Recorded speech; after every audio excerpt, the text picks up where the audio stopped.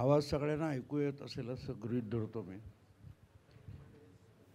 पहिली गोष्ट म्हणजे पुण्याई वगैरे शब्द वापरले तर बरेच लोक पाया पडतात. मला आवडत नाही ते, आणि माझ्यापेक्षा माझ्या बायकोला आवडत नाही. ती चिडून म्हणते आता एक मठ बांध आणि एक दर्शनाचा दिवस ठेव. कारण इथेच नाही, मी आत्ता जयपूरला जाऊन आलो. आमचं जयपूर समिट म्हणून दरवर्षी एक सेमिनार समिटसारखा कार्यक्रम असतो. तिथे येणे मला ते गंमत वाटते. आता यांनी सांगितलं मंदारने की मी हिंदी, कारण तो मला जमत नाही हिंदी बोलायला. मी तोडकं मोडकं हिंदी बोलतो. त्यांना का आवडतं हे मला अजूनही कळलेलं नाही. कारण होतं कसं की मराठीमध्ये जो विचार होतो तो तितक्या वेगाने हिंदीत मी व्यक्त करू शकत नाही, पण ते त्या विचारे सहन करतात असं म्हटलं पाहिजे. मुद्दा असा असतो मित्रांनो की आपल्याला काय करायचं आहे आपल्याला माहिती असलं पाहिजे. आणि ज्यावेळेला आपण माणूस आहोत तेव्हा आपण एकटे जगू शकत नसतो. आपल्याला लोकांबरोबर जगावं लागतं. आपण म्हणतात ना सोशल ॲनिमल आहोत. तर त्यामुळे जेव्हा तुम्ही सोशल ॲनिमल असता तेव्हा मग तुम्हाला सगळ्यांचा बाजूने विचार करून आपलाही करावा लागतो. आत्ता गणपतीच्या दरम्यान एक माझं व्याख्यान सोलापूरला होतं, आणि त्यानंतर माझ्या त्या मैत्रीण झाल्या, एक माझ्याच वयोगटातल्या महिला आहेत, आणि त्याने आयुष्यातली 30 वर्ष कायद्याच्या क्षेत्रात घालवलेत. आणि त्या मुद्दाम मला ऐकायला पार सोलापूरपर्यंत आल्या होत्या. विषय होता कायदा व्यवस्था आणि लोकशाही. आणि मी ज्या पद्धतीत तो विषय मांडला त्या हैराण झाल्या. म्हणाले 30 वर्ष मी मूर्खपणा करत होते का वाटलं. कारण आपण सहजगत्या हे शब्द वापरतो कायदा. तर म्हटलं प्लेटो नावाचा ग्रीक विचारवंत म्हणतो की सभ्य समाजाला कायद्याची गरज नसते. दुसरा भाग त्याच्या वचनाचा आहे की बदमाश कायद्याला बगल मारून निघून जातात. आणि इथे लक्षात येतं की कायद्याचं राज्य ही भंपक कल्पना आहे. आणि मी जेव्हा ते वचन वाचलं, मी ते समजून घेण्याचा प्रयत्न केला, तेव्हा माझ्या लक्षात आलं की समाजामध्ये सभ्य माणसं असतील तर कायदा का नको. तर आपला दुसऱ्याला त्रास होणार नाही हे लक्षात घेऊन जेव्हा माणूस वागतो तेव्हा त्याला कानफटीत मारून सरळ करावं लागत नाही. आणि कानफटीत मारणं म्हणजे कायदा आहे. कायदा म्हणजे सक्ती, जबरदस्ती. मग ज्यातून जबरदस्ती होते त्या कायदा स्वातंत्र्य देतो म्हणजे काय. स्वातंत्र्य काढून घेतो तो कायदा असतो. आणि आपण म्हणतो बाबासाहेबांनी कायद्याने आम्हाला स्वातंत्र्य दिलेलं आहे. अजब केवढा विरोधाभास आहे बघा. आणि आपण रोज बोलतो, रोज ऐकतो. आणि याचं कारण एक असतं की आपल्याला विचार करू दिला जात नाही. मी नेहमी सांगतो की आपल्याला विचार करू दिला जात नाही, आणि आपण विचार कसा करावा हे दुसरा कोणतरी ठरवत असतो. आणि आपल्याला असं वाटतं की मी विचारपूर्वक निर्णय घेतो. तसं बिलकुल नसतं. आपण कसा विचार करावा आणि कुठच्या निर्णयाप्रत यावं हे त्यांनी ठरवलेलं असतं. आता काही गोष्टी होऊन गेल्यात, काही गोष्टी घडणार आहेत, तर ते घडणार आहेत त्याविषयी मी बोलणार नाही. कारण शेवटी असं असतं की आपण बोलल्यामुळे आपण फार शहाणे ठरू हे असतं, पण तरी ती गोष्ट बिघडण्याची शक्यता असते. आणि मी संजय राऊत नसल्यामुळे काय काय होणार आहे करणार याची भविष्यवाणी मी करणार नाही. ते होऊन गेल्यानंतर ते खुलासा करणं अधिक बरं असतं. तुम्ही विचार करा, मी तुम्हाला मुद्दाम आठवण करून देतो. तुम्हाला हे माहिती असेल, साधारण 2020-21च्या मार्च महिन्यामध्ये अचानक नरेंद्र मोदींनी ट्विटरवर, सोशल मीडियात म्हटलं की आता हे थांबवावं असं वाटतं. म्हणजे सोशल मीडियातला आपला अकाउंट थांबवावा असं वाटतं, असं मोदींनी म्हटलं होतं. ते मला खटकलं ते की या माणसाला सगळा मीडिया विरुद्ध असताना ज्या सोशल मीडियाने हात दिला, हाच माणूस सोशल मीडियातून बाहेर का पडतोय. आणि मला म्हणजे काही ना काही कारण असतं, काही उद्दिष्ट असतं. मोदींनी सोशल मीडिया सोडावा असं मला काहीही कारण दिसत नव्हतं. आणि म्हणून मी 7-8 दिवस माझ्या डोक्यात तो विचार घोळत होता की हा माणूस असं का म्हणतोय. आणि जेव्हा मी विचार करत होतो, बघत होतो जगाकडे, तेव्हा माझ्या लक्षात आलं की सोशल मीडिया म्हणून जो काही प्लॅटफॉर्म आहेत, मग फेसबुक असेल, ट्विटर असेल, वगैरे वगैरे, हे आपल्या परीने जगभरच्या लोकांचा माइंड कंट्रोल करायचा प्रयत्न करतात. आणि मग ते जर आपल्याला वळवता वाकवता येत नसेल तर यातून बाहेर पडलं पाहिजे असं मोदींना वाटत असेल. आणि जर मोदींना असं वाटत असेल तर मोदी काय करतील ह्याचा विचार मी करायला लागलो. मग म्हटलं ट्विटर, आता हिने बोलला स्टार्टअप, तर ट्विटर, फेसबुक हे स्टार्टअपच होते ना, आज ते मोठे झाले. तर हे करायला किती खर्च येतो. माझा जावई, हे मुलगी, सगळे ते इंजिनियरच आहेत. मी त्यांना विचारलं, समजा ट्विटरसारखं एखादं काहीतरी करायचं आहे, फेसबुकसारखं करायचं, तर किती खर्च येईल. ते म्हणजे 5-50 कोटीमध्ये होऊ शकतं. अरे म्हटलं, अदानी अंबानीने खिसे झटकले तरी एवढे पैसे पडतील, आणि हे मोदीच्या आज्ञेत आहेत, तर हा यांना हाताशी धरून असं काय करील का, असं डोक्यात मग चक्र चालू राहतं ना. म्हटलं हे शक्य आहे, हा काहीतरी अल्टरनेटिव्ह काढेल, इंडियन अल्टरनेटिव्ह काढेल. कारण शेवटी ट्विटर, फेसबुक हे सगळे अमेरिकन कंपन्यांचे जे सोशल प्लॅटफॉर्म आहेत, हे चीनमध्ये नाही आहेत, रशियामध्ये नाही आहेत. त्यामुळे त्यांचा बल्कने जवळजवळ 60-70% क्लायंट इकडे आहे. त्याला पर्याय काढला तर त्यांचं नाक दाबलं जाईल, असं काहीतरी मोदी करतील वगैरे. पण त्यांनी तसं केलं असं बिलकुल नाही. पण हा माणूस त्या लाईनवर विचार करतो हे माझ्या डोक्यात आलं होतं.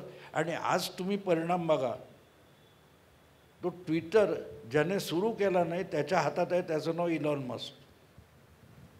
त्याचं नाव इलॉन मस्क आहे. आणि ट्विटरने मोदींना पण कॉर्नर करायचा प्रयत्न केला होता. इलॉन मस्कला भारतामध्ये त्याची इलेक्ट्रिक कार लॉन्च करायची आहे, त्याचा वापर करून ट्विटरच्या मुसक्या आवळल्या. जो जॉर्ज सोरोस जगाची सोशल फॅब्रिक चेंज करायला बघतोय, वोकिझम असेल, लिबरलिझम असेल, इस्लामिस्ट वगैरे मिळून जे काय भारताविरुद्ध किंवा भारतासारख्या ज्या बेसिक संस्कृतीत आहेत, जे राष्ट्र आहेत, त्या राष्ट्रांचं कॅरेक्टर बदलायला जी गँग बघते, तिला धडा शिकवायला दुसरा सोरोस उभा करणं आवश्यक होतं. आणि तो आता इलॉन मस्कच्या नावाने उभा राहिलेला आहे. कुठपर्यंत आलो बघा आपण, मार्च 21 पासून. आता मी हे सगळं असं करणार असं जर सकाळी 9 वाजता पत्रकार परिषद घेऊन मोदींनी सांगितलं असतं तर शत्रू सावध झाले असते. हो, हे सगळं झालं आहे आणि मी हे केलं असं मोदी अजूनही बोललेलं नाही. पण गंमत बघा, या सगळ्यामध्ये वाद होता ट्रुडोशी. पण ट्रुडो इतका एवढा आगाऊपणा कशाच्या बाळावर करतोय, त्याचा उद्धव ठाकरे कोण आहे. मग त्याच्या मुसक्या बांधल्या पाहिजेत म्हणून बायडेनला पाडला. बायडेनला पाडायसाठी मस्कला त्याच्या पाठीशी उभा केला.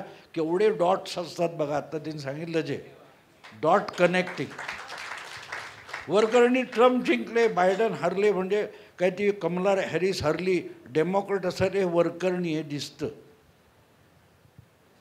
पण जेव्हा बारकाईने तुम्ही बघायला जाता तेव्हा तुम्हाला दिसतं ह्यामागे काय काय प्रयत्न चालू असतात. काही फेल जातात, काही बरोबर येतात. आपण बरोबर येईल त्याचा विचार करतो, फेल गेल्याची गणना होत नसते. आणि फेल गेलेलं आपल्याला कळलं तर आपण त्याचा ब्लेम करतो फक्त, पण यशाकडे बघत नाही. मला एक प्रसंग आठवतो की तो लॉर्ड्सवर मॅच चालू होती आणि हातातून गेलेली मॅच होती. तो मोहम्मद कैफ तो त्यावेळेला असा खेळला की त्याने एक हाती सेंचुरी नुसती मारली नाही, ते मॅच फिरवली. तर तुम्हाला तो आठवत असेल, अजूनही कधी कधी दाखवतात. तो गांगुली इतका एक्साईट झाला होता, त्याने टी शर्ट काढून गरगरा फिरवला होता, त्यावरून टीका खूप झाली. त्या मोहम्मद कैफच्या घरावर कानपुरात लोकांनी मिरवणूक गेली, फुलं उधळली त्याच्या घरावर, तो तिकडे होता. पण नंतर एका मॅचमध्ये जेव्हा तोच लवकर आऊट झाला आणि ते मॅच हरली, त्याच्या घरावर लोकांनी दगड मारले होते. हे उथळ प्रतिक्रिया असतात, मग ते फुलं टाकणं असो किंवा दगड मारणं असो. पण त्यामागे त्या माणसांचा काही काही हेतू असतो. आणि म्हणून जेव्हा आपण आयुष्यामध्ये राजकारणाकडे बघतो तेव्हा राजकारणाकडे पाठ फिरून चालत का नाही, तर तुमच्या जन्माला येण्यापासून तुमच्या मृत्यूपर्यंत प्रत्येक गोष्टीत राजकारण ढवळाढवळ करत असेल तर मग तुम्हाला मला काय त्याचं असं म्हणून चालत नाही. त्यात आपला से असणं आवश्यक आहे, आपला से असला पाहिजे. असंच बोलणार तुम्हाला, तर मला नाव आठवत नाही, पण मंडल नावाचे एक होते, दलित नेते होते स्वातंत्र्यपूर्व काळात. आणि ते म्हणाले नाही मला पाकिस्तानात राहायचं, आणि ते अर्थात पूर्व पाकिस्तानात होते. तिथे ते मंत्री झाले, पहिल्या पाकिस्तानच्या सरकारमध्ये ते मंडल मंत्रीसुद्धा झाले. पण एक वेळ अशी आली की त्या माणसाला पूर्व पाकिस्तानातून पळून भारतात यावं लागलं. कारण तुमचं राजकारण वेगळं, माझं राजकारण वेगळं, मी तुमचं हिंदुइझम मानत नाही वगैरे वगैरे करणारा. काय परिस्थिती आली बघा. जो पहिल्या पाकिस्तानी मंत्रिमंडळात होता त्यालासुद्धा जीव मुठीत धरून यावं लागलं, कारण त्याचे दूरगामी परिणामांचा विचार त्याने केलेला नव्हता. आणि म्हणून ही निवडणूक असेल, पुढची निवडणूक असेल, कॉर्पोरेशनची असेल, विधानसभा असेल, लोकसभा असेल, त्याकडे जर डोळसपणे बघितलं नाही तर मग प्रॉब्लेम होतो. आत्ता मी येताना घरी बसलो तेव्हा आम्ही म्हणजे बोलत होतो की हे बारकावे असतात ते आपण समजून घेतले पाहिजे. अमुक झालं लोकांना आवडलं नाही, अजितदादांना घेणं बरोबर होतं का, हे सगळं बरोबर आहे. आक्षेपार्ह किंवा चुकीच्या गोष्टी अनेक घडतात, पण करताना चंद्रापर्यंत खूप उशिरा पोचले. त्याच्या आधीची किती यानं कोसळत होती, किती अंतराळवीर अवकाशातल्या अवकाशात ॲक्सिडेंट होऊन मेलेले आहेत, आपण ते बघत नाही. नील आर्मस्ट्रॉंग पोचला तेवढं बघतो, पण कल्पना चावलाची पण मृत्यू झालेला आहे. त्यामुळे सगळं परफेक्ट नसतं, चुकतो, धडपडत उभं राहतो, उभं राहिल्यावर चालायला लागतो, चालायला लागल्यावर धावायला लागतो. त्यामुळे चूक झालं तेवढंच बोलून चालत नाही, निगेटिव्हली विचारच करू नये माणसाने. माणसाने पॉझिटिव्हली बघितलं पाहिजे. आणि म्हणून मग पॉझिटिव्हली बघताना तुम्ही माझे व्हिडिओ काढून बघा. मी गेली 10 महिने एक गोष्ट मराठा आरक्षणावर परत परत सांगतोय की बाबांनो, तुमचा गिरणी संप होऊ नये. आज काय झालंय बघा. तो सगळा लढवय्या योद्धा म्हणत होते, तो आता म्हणतो मला काहीच करायचं नाही, तुम्हाला पाडायचं त्याला पाडा, हे कर. मग तुम्ही एवढं का केलं, सगळं एवढं का केलं, ह्याचं उत्तर आहे का नाही. मला अगदी आत्ता दिल्लीत होतो आणि मला इथल्या एका पत्रकाराचा फोन आला होता. त्यांनी विचारलं की तुम्हाला काय वाटतं जरांगे पाटलांचं का होईल. म्हटलं फेब्रुवारीत कोण जरांगे पाटील मला विचारायला, आत्ता नका विचारू, भिंग घेऊन शोधायला लागेल, भिंग घेऊन शोधायला लागेल. 2011-12 सगळीकडे अण्णा हजारे होते. आज कुठे आहेत कोणाला तरी माहिती आहे, काय करतायत माहिती आहे. कारण दूरगामी विचार न करता ज्या गोष्टी केल्या जातात त्या भरकटतच जात असतात, भरकटत जात असतात. आणि आता बघा कसं की हां, मराठा आरक्षणाचा काय परिणाम होईल असा विचार करायला मीडिया आपल्याला भाग पाडतो. गेल्या लोकसभा निवडणुकीत तुम्ही बघाल तर मराठा आरक्षणाचा काही 1-2% पलीकडे फरक पडलेला नाही. पण एकदा ते झालं, आपण जिथे जगतो वागतो तिथले तुमचा अनुभव असेल. एखादं पोरगं नालायक निघालं की ते शेजारी पाजारी सांगतं आम्हाला माहिती होतं हे पहिल्यापासून असंच होतं. म्हणजे सगळ्याच उडणटप्पू पोरांबद्दल असं बोललं जातं. पण त्यातलंच एक पुढे आलं की आम्हाला माहिती होतं, तसा शार्प होता, चावट होता. पुढे हे दोन्ही बाजून कुछ तो लोग कहेंगे म्हणतात ना, तसं असतं. आणि त्यामुळे जर डोळसपणे बघायचं असेल तर निगेटिव्ह बोलणाऱ्यांकडे दुर्लक्ष करायचं असतं आणि प्रत्येक गोष्टीचा पॉझिटिव्ह विचार केला पाहिजे की यातून पुढे काय निष्पन्न होणार. आत्ता नाही होणार, 4 वर्षांनी होईल, 8 वर्षांनी होईल. आपल्या आजोबांनी पणजोबांनी ती आंब्या फणसाची झाडं लावली म्हणून खातोय आपण. आपल्या हयातीत कदाचित ते आंबे येत नाहीत, फणस येत नाहीत. हेडगेवारांनी 99 वर्षापूर्वी हा देशाचा पंतप्रधान करायचं आहे असं ठरवून संघाची स्थापना केलेली नव्हती. झाला. आणि मला दृष्टिकोन कसा असतो बघा. मी 2013मध्ये मोदींची भाषणं सगळी ऐकायचो, लाईव्ह व्हायची. तर ते सगळीकडे सांगायचं, पर्टिक्युलरली तरुण मुलांना, आणि कुछ बनने की मत सोचो, ये करिअरवर झूठ होता है, कुछ करने की सोचो. हे 7-8 भाषणांमध्ये हा विषय येऊन गेला होता. पण पुण्याला फर्ग्युसनमध्ये जेव्हा भाषण होतं तेव्हा बोलता बोलता एक ॲडिशनल वाक्य मोदी बोलले होते की शिवाजी महाराज देखो कुछ करने निकले थे बन गए.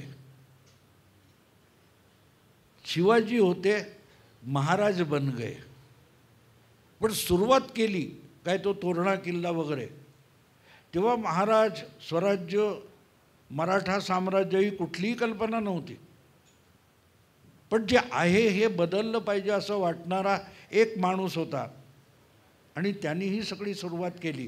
ते कटक ते अटक आणि खाली पेशावरपासून तंजावरपर्यंत एक साम्राज्य उभं राहिलं की माझ्या उपासना पद्धतीनुसार मला माझ्या धर्माचं पालन करायला तुम्ही अडवणारे कोण, हा एक प्रश्न माणसाच्या डोक्यात आला आणि इतिहास घडला. तेव्हा तो माझ्या हयातीत घडेल का याचा विचार केला नव्हता ना. पेशवाई संपेपर्यंत किती वर्ष गेली होती बघा. पण सगळा देशाचा नकाशा मराठाशाहीने बदलून टाकला.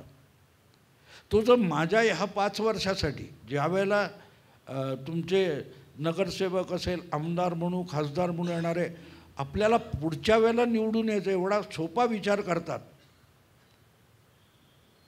तेव्हा देशाची, राष्ट्राची आणि समाजाची उभारणी होत नाही. जेव्हा लॉंग टर्म विचार करायला लागतो. मोदी मला आवडण्याचं कारण आहे की माणूस 25-30 वर्ष पुढचा विचार करतो तर काहीतरी उभं राहील. आणि हे पण मोदींनी मला आठवतं 13मध्ये सांगितलं होतं की ज्या शेतकऱ्याला झटपट उत्पन्न पाहिजे तो गहू, तांदूळ, ज्वारी अशी लागवड करतो. पण ज्याला चांगलं उत्पन्न पाहिजे तो कॅश क्रॉपकडे वळतो, ऊस वगैरे हे करतो. पण ज्याला भवितव्य घडवायचं आहे तो फळबाग लावतो जी 40 वर्ष फळं देतच राहते. तेव्हा निवडणुकीकडे बघताना हा आजचा टप्पा आहे म्हणून नाही बघून चालणार. हे गेल्या वेळेला मोठ्या प्रमाणात संविधान वगैरे जे काय ढोंग झालं त्या ढोंगातून काही लोक विचलित झाली. त्या अजितदादांना बरोबर घ्यायची गरज होती का हे ते विचार करत आपण बसलो. कारण आपण आपलं टार्गेट विसरतो, आपण लक्ष विसरतो. तिथून विचलित झालात तुम्ही, संभ्रमित झालात की गोंधळ सुरू होतो. आणि हा गोंधळ सगळ्या तुमच्या जीवनाला व्यापणारा असतो.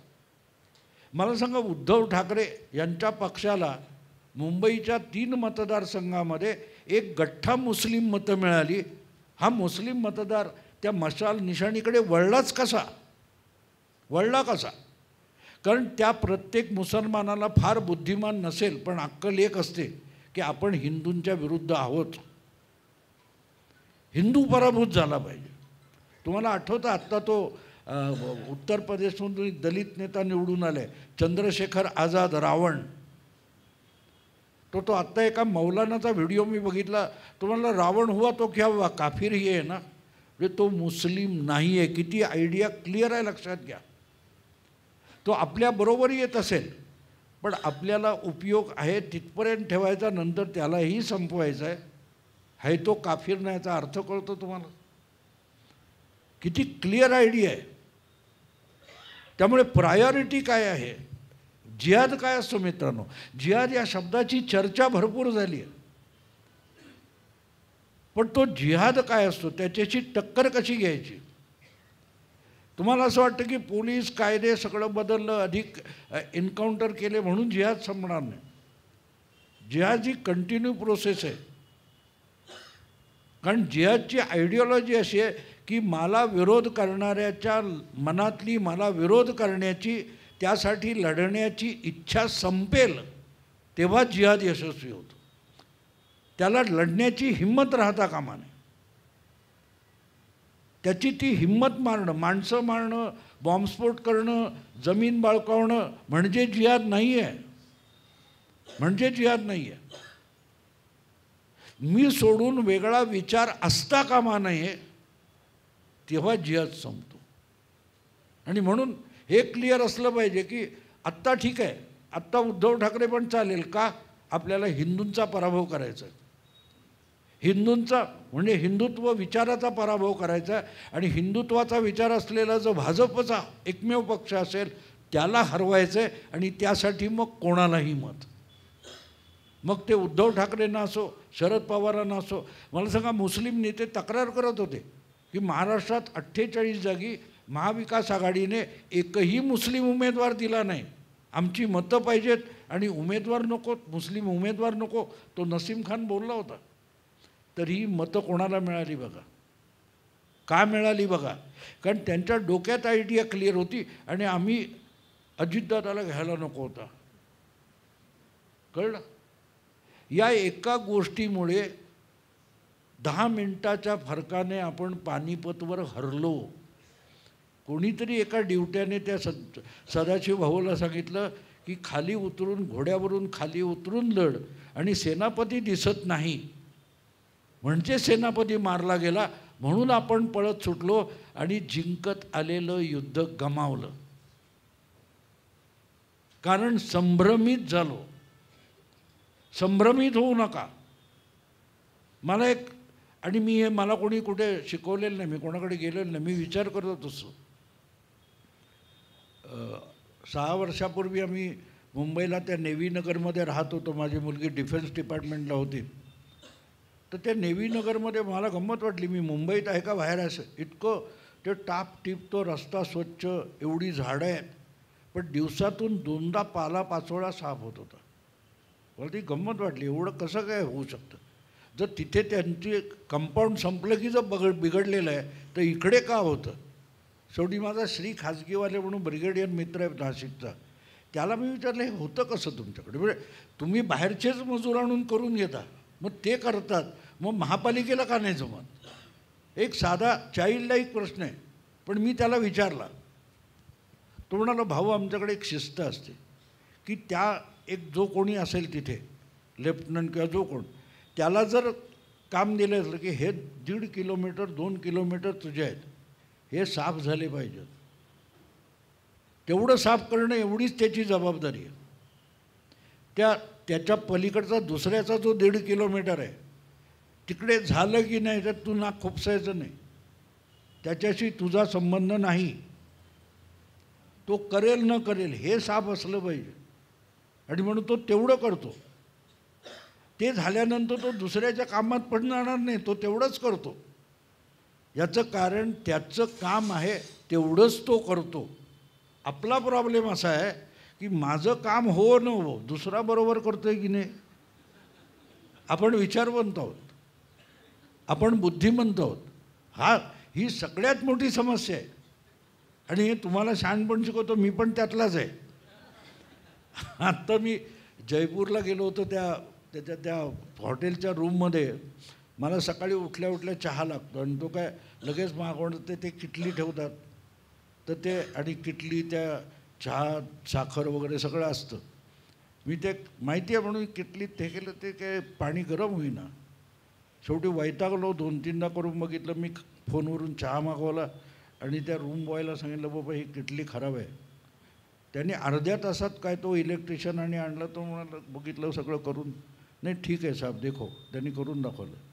त्याला म्हटलं, तू केलंस तर काय केलं मला दाखव जरा, मला काच होत नव्हतं. तो म्हणे चल रहा था. अरे म्हटलं नाही ना, पाणी गरम होत नव्हतं. मी त्याच्यापेक्षा मी शहाणा म्हणून मिरवतो हे तर सत्य आहे. त्याला म्हटलं मला तू करून नको, त्यांनी करून दाखवलं तर पाणी उकळते. अरे मग मगाशी का उकळत नव्हतं? तर मी त्याला म्हटलं नाही अभि ते पाणी टाकून दे म्हटलं, हे भर नवीन मला कार. त्यांनी ते केलं नाही. पाणी 1-1.5 मिनटं ते आवाज यायला लागला. मग माझ्या लक्षात आलं. मी त्याला म्हटलं की लाईट किधर आहे? तो एक त्या किटलीला एक थोडा तांबडा लाईट लागतो. तो ते मी आत्तापर्यंत वापरलो होतो, ते बटन दाबतो त्याच्यावर कुठेतरी लाईट होता, तो तिथे नव्हता. तो लाल लाईट लागत नाही म्हणून मी पाणी उकळतं का तपासलंच नाही. लाईट लागत नाही ह्याचा अर्थच उकळत नाही. विचारवंत आहे मी. विचारवंत हा कसा बेअक्कल असतो हा माझाच नमुना मी तुम्हाला सांगतो. आणि आता गंमत बघा की याविषयी सुद्धा मी बोललेलो, पण मी पण मूर्खपणा केला. एक जाहिरात तुम्हाला आठवेल टी व्हीवरची. एक गृहिणी असते आणि ती गृहिणी फ्रीज बरोबर चालत नाही म्हणून कंपनीला फोन करते आणि अमिताभ बच्चननं तो मेकॅनिक म्हणून येतो. मग तो हे बघतो ते बघतो सगळं बघतो, ये ठीक आहे वो ठीक आहे वो ठीक आहे. शेवटी म्हणतो आपने बुलाया क्यों? म्हणून तो सही चल नाही, आवाज ही नहीं करता. आलं लक्षात? इथे गोष्ट लक्षात घ्यायला लागती आपल्याला. आपला हेतू काय आहे, आपल्याला साध्य काय करायचं. ही जर आयडिया तुमच्या डोक्यात क्लिअर असेल तर मग तुम्ही योग्य दिशेने जाता, योग्य दिशेने जाता. आणि म्हणून मी तुम्हाला इलन मस्क, मोदी, ट्रम्प ही सगळी उदाहरणं दिली. ते लोकांना सांगत नाहीत. अनेकदा एक साधी गोष्ट, आत्ता मी मुंदाराणी घरी आले होते, बोलता बोलता विसरलो. कसं असतं की आपण आपल्या संपादकावर विश्वास ठेवला पाहिजे. तो सिनेमात असेल तर त्या ॲक्टरने, त्या कॅमेरामनने डायरेक्टरवर विश्वास ठेवला पाहिजे. तर या पद्धतीत तू इकडे पुढे यायचं, हा डायलॉग बोलायचा, मान इकडे वळवायची, असं तो सगळा डायरेक्टर सांगत असतो. तर त्यावेळेला तो त्याच्या अंगावर जो प्रकाश झोत सोडला जात असतो तो कुठच्या अँगलने कसा आला पाहिजे हे त्या ॲक्टरने नाही ठरवायचं, तो डायरेक्टर ठरवतो. याचं कारण त्या डायरेक्टरला सिनेमा जो होणार आहे त्यातलं चित्र तो बघत असतो, जे आपल्याला माहीत नसतं, त्या ॲक्टरला माहीत नसतं. त्यामुळे त्याचं ऐकणं महत्त्वाचं असतं. नाही तो अँगल तू बदल असं जर आपण सांगायला लागलो तर सिनेमाचा बट्ट्याबोळ झाला. आणि इथे लक्षात घेतलं पाहिजे की कोण आलं, का आले, कसे आले, हा निर्णय का घेतला, अजितदादांना का आणलं, कोणाला का नाही आणलं, ह्या गोष्टीत आपण पडायची गरज नसते.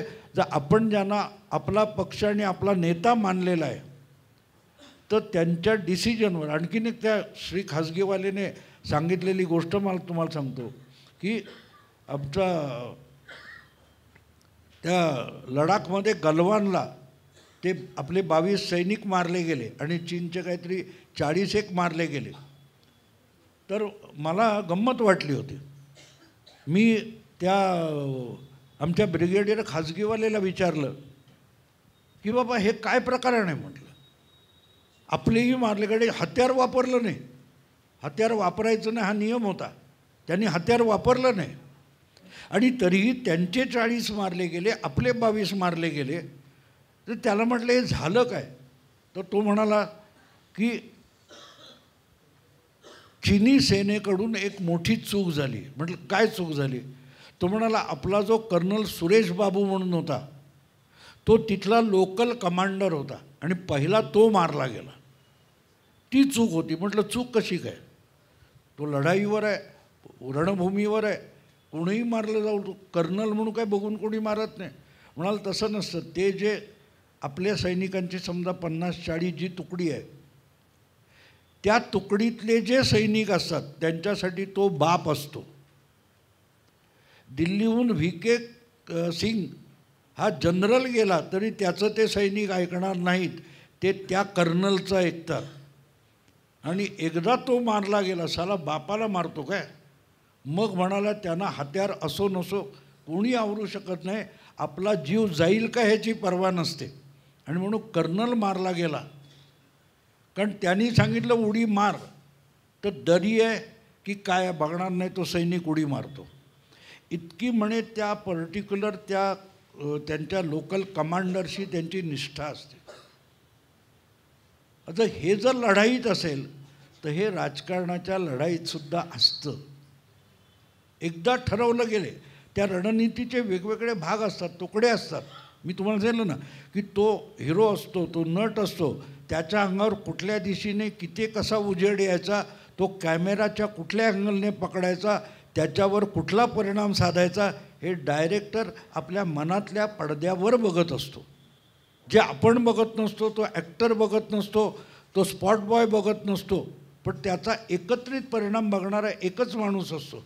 आणि म्हणून मी तुम्हाला सुरुवातीला उदाहरण दिलं की Trudeau, Trump, Elon Musk, Doval, Modi हे सगळं जोडून बघा. हे तुम्हाला सांगणार नाहीत आणि सांगता येत नाही. तो कमला हॅरिस हरली आहे, पण आता यानंतर पुढल्या 6 महिन्यात कुठे मिळालं तो पतवंत सिंग पन्नू कोण, तो काय बोलतो का मला दाखवा आणून. हे वाचून आपल्याला कधी राग येत होता. तो खलिस्तान बनवणार काय काय बोलत होता ना. पन्नू बसलाय अमेरिकेत, त्याच्या मागे CIA ताकद होती. आता ती ताकद घटणार आहे. मग तो पन्नू खलिस्तान कसा करतो बघू. या गोष्टी असतात. म्हणून त्या गोष्टी होईपर्यंत आपल्याला संयम ठेवला पाहिजे.